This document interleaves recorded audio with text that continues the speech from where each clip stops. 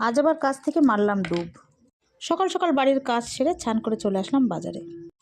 সময় এখন সকাল 10:30। বাজারে এসে একটু ফুল বেলপাতা মিষ্টি নিয়ে নিলাম, কারণ যাব আজকে একটা মন্দিরে, তোমাদেরও সাথে করে নিয়ে যাব। রাস্তার ভিড়ভাট্টা এড়িয়ে চলে এলাম ফাঁকা রাস্তায়। দেখো রাস্তাটা কত সুন্দর, আর এই ব্রিজটা কেউ চেনো? চিনে থাকলে কমেন্টে জানিও। ব্যাস, এই পথ যদি না শেষ হয় করতে করতে দুজনে পৌঁছে গেলাম পাগলাখালি।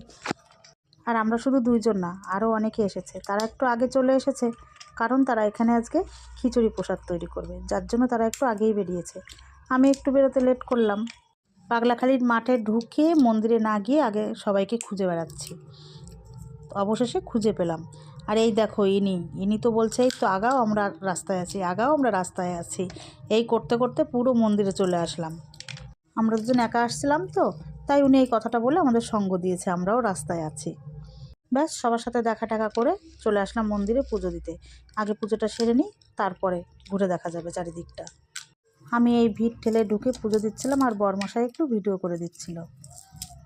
প্রচুর ভিড় আর ঠেলাঠেলি, ঠিকঠাক ভিডিও করা যাচ্ছিল না, তার মধ্যেও করে দিল। ব্যাস, আমরা পুজোটা সেরে বাইরে বেরিয়ে দুজনে একটা সেলফি তুলে নিলাম। তারপরে চলে আসলাম খেতে। খুব খিদে পেয়ে গেছিলো। আমি তো বললাম ফুচকা খাবো, কিন্তু খেতে দিল না। না, আগে তুমি কচুরি খাও, তারপরে ফুচকা খাবে, খালি পেটে খেতে হবে না।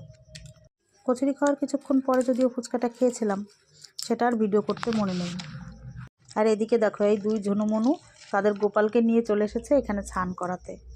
ওরা গোপালকে ছান করিয়ে নিয়ে গেল জামা কাপড় পরানোর জন্য, আর আমরা একটু এদিক ওদিক ঘুরে দেখলাম। আর এদিকে দেখো ঘুরে ফিরে এসে দেখি খিচুড়ি প্রায় রান্না হয়ে গেছে। এর মধ্যে বর ফোন করে বলল চলো একটু নৌকা করে ঘুরে আসি। আর বরের ফোন পেয়ে চলে আসলাম আবার ঘাটে নৌকা করে ঘুরতে। আর ইনি দেখো পোজ দিচ্ছে ফটো তুলে দেওয়ার জন্য।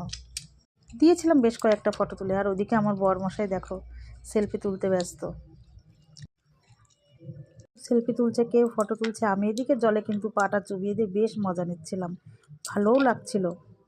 নৌকা থেকে ঘুরে এসে সবাই ডাক দিল যে আসো, রান্না হয়ে গেছে, সবাই প্রসাদ খাচ্ছে। আমরাও চলে আসলাম প্রসাদ খেতে। প্রসাদ টসাদ খেয়ে দেখো এদিকে সব ধুয়ে মুছে নিয়ে গোছাগুছি চলছে, কারণ বাড়িতে তো আবার ফিরতে হবে।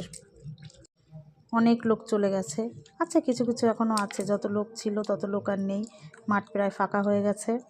ব্যাস, গুছানো রেডি, চললাম আমরা। পাগলা বাবা তুমি ভালো থেকো, তুমি আবার তাড়াতাড়ি আমাদের ডেকো, তোমার ডাক পেলে আবার আসবো আমরা। দেখো একটু আগেও কত লোক ছিল, এখানে জায়গা ছিল না, এখন পুরো ফাঁকা। আস্তে আস্তে যে কয়েকজন আছে তারাও কেউ থাকবে না, আর আমরাও চললাম। আজকের ভিডিওটা এখানে